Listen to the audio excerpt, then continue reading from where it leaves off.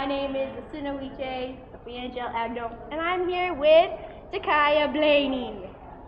Today, we're going to talk about the environment and what is going on in our communities. Okay.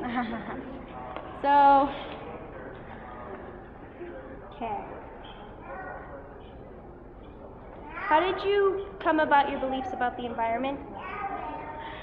Well, my beliefs and my perspective on needing to protect our gifts that we've been given by Mother Earth, such as our air, water, and our land, came about through my culture. It's in my cultural beliefs that we believe in the four directions, the four different seasons, the four contrasting things that we notice as being connected in a larger circle, and that's the same belief of connectedness that we draw the connection between humans and the environment and being the stewards and the caretakers of the land, because it's a great honor to be on this earth and to be given this life, and we need to protect all life and not just our own. And so it's that feeling of respect and compassion that came in my culture that made me first notice and be respectful towards my environment and my territory and all around me. But it was really my compassion as a human being and not wanting to see my culture disappear, not wanting to see the environment die, and not wanting to watch the world around me slowly disappear that has taken millions of years to develop, be taken away in a few centuries. So it's really compassion. It's really compassion that we need here. Yes. So you feel a connection in the earth, right? Yes. Through the environment. Yeah. So what is your goal as an activist? Like, what do you plan on accomplishing? Well, I think there's two aspects to activism. There's two faces. One face is, the face of revolution, of people gathering out in the streets and raising their arms up and saying, idle no more, and supporting different movements. And I believe that there's a huge voice out there in that aspect of activism, but there's a very small, weak voice on terms of the other aspect of activism, which is healing the land and not just defending it. Our land isn't pristine, yeah. And there's this huge threat to our land from extractive industries to, destroy it, and that's why we defend it. But there's also work that needs to be done to replenish our environment. So you can't just defend it, you have to. Yeah, so my goal, my goals come and go over the years depending on what I accomplish. And a main theme that I have with just being an activist and wanting to get things done is healing the land. Okay. Another question is your name. Does it have a meaning? My name is Ta'kaiya. Ta'kaiya was given to me by my kukpa, my grandfather, and he imagined it as the water that came from Jesus' side as being holy water, the water that comes from our Creator. Whatever name may be given, and just that holy water. So that's what Ta'kaiya means. It means the fresh water, and also means the sacred water. And it's kind of a coincidence, because what I grew up to do is fight for the waters. Well, it works, right? Yeah. How old were you when you first started, realizing what they were doing with our environment and how they were abusing it? It was at the age of 8 years old. When you're 8 years old, there's not everything's so, black and white. It's all, it's not, money versus environment. It's not the corporations versus environmentalists. It's just, if you want to be an environmentalist, that's just you speaking up for the air, speaking up for the water. And it was at that age of 8 years old that I wrote a song called Shallow Waters to speak for the air and water.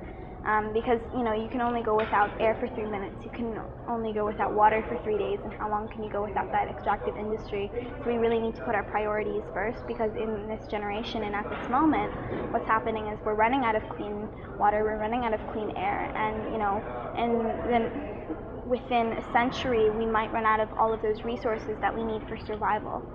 So, I really found the need to not protect the environment, but protect humans and protect all life. And that's why I think the environment and the future, right? And the future, exactly. The next generations. The next generations, exactly. So I bet people are wondering why you should fight for Mother Nature. Like, why are they involved? Yeah. Like, why should they care? Yeah. Because, like, lots of people are saying, like, oh, who cares? It's going to be gone anyway. Like, yeah. Well, you know, when I talk about culture, when I talk about the environment, there's this perspective and mentality that people have that it's just an Indigenous person's issue to be actively involved in protecting our environment because it is our culture. You know, people, they feel disconnected from each other. They have this us and them mentality that really severs our compassion for other people and other races, other religions. Yeah, it really divides us. And you know, people think it's an Indigenous issue to fight for culture. People think it's an environmentalist issue to fight for the environment or to save the spotted whatever animal. But you know, it's not, because what we all share in common is what I said earlier: the air, the water, and the land. And those three things are, you know, crucial to our existence, and they're being really extracted. They're being really misused at this time. And so, you know, our futures, our collective futures, are really woven together, whether it be the environmentalists, the Indigenous people, all of these different groups. You know, we really need to set political agendas aside and really work together for, you know, our future. And that's why it's important to be an environmentalist and, you know, break down that division that we have in our heads. That barrier, really, because it's not an environmentalist issue. It's not an Indigenous person's issue. It's a human issue. And furthermore, it's an issue for all life. Everybody's involved. So. What nation are you from? I'm from the Salinan Nation, which is by Fall River. Oh, really? That's cool. Do you have a clan? Yeah, I am a part of the Raven clan. Raven clan? Oh, that's cool. What is your next project? Okay, so right now I'm working on establishing the Salish Sea into a marine sanctuary. I'm doing that using 3 different knowledges of 3 different groups. The scientists who have studied the land and went into that field of marine biology and know how to take care of the land through science and their facts. Also the knowledge of the Indigenous cultures who have depended and taken care of those lands since time immemorial, and they know the land like they know their culture. And also the knowledge of the youth and the passion of the youth, because the youth are going to be the ones that are going to be leading these future movements, because we are the future leaders for the future that we are going to go into. So we will be facing the consequences of the results of global warming or all of these major issues. So we're trying to use the knowledge of those 3 groups to establish the Salish Sea Marine Sanctuary and really work with communities to get people in that mentality of living in a sanctuary versus just establishing a sanctuary as a, you know, being on a piece of paper saying that this is a marine sanctuary and people not even knowing about it. So we're really thinking about working with the communities and building up the economy of ecotourism in our area, because they're... So you want to raise the awareness? Yeah, raise the awareness and really put our dependence on the environment for more than just a survival level and also a cultural level, but, you know, our economic level is supporting the environment. Right now we're just destroying the environment, and that's our dependence, but our dependence needs to be, you know, supporting the environment for our economy. And building it up. Yeah, sustainability. Okay.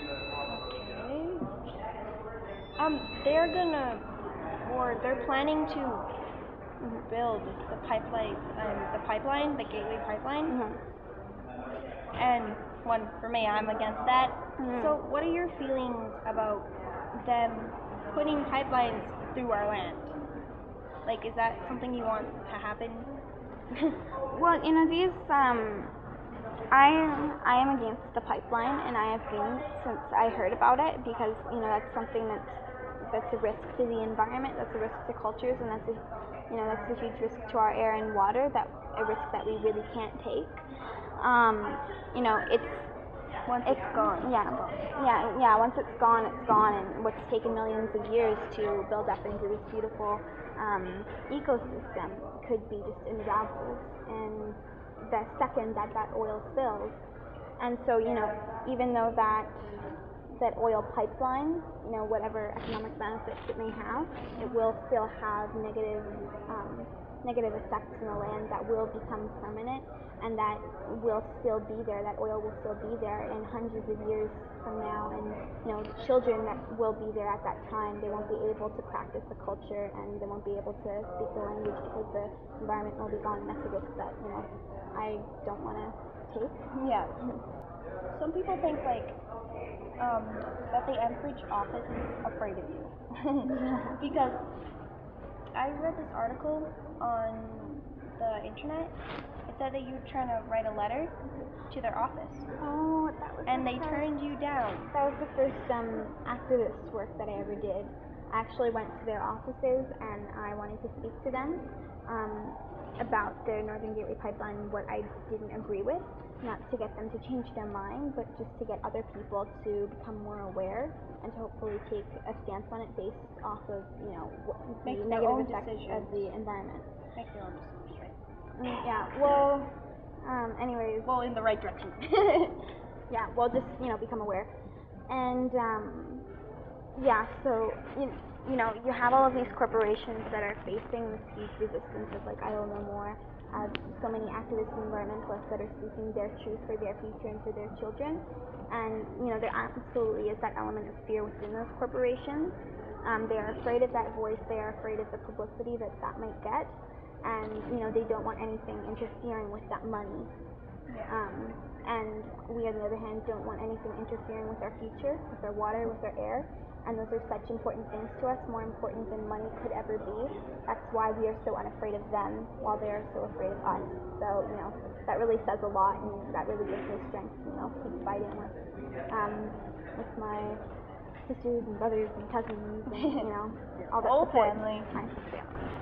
Have you been on any TV channels talking about what you support? Yeah, I have. I've been on different news networks, either for live interviews or just to do little snippets. I think I saw you on Knowledge Network.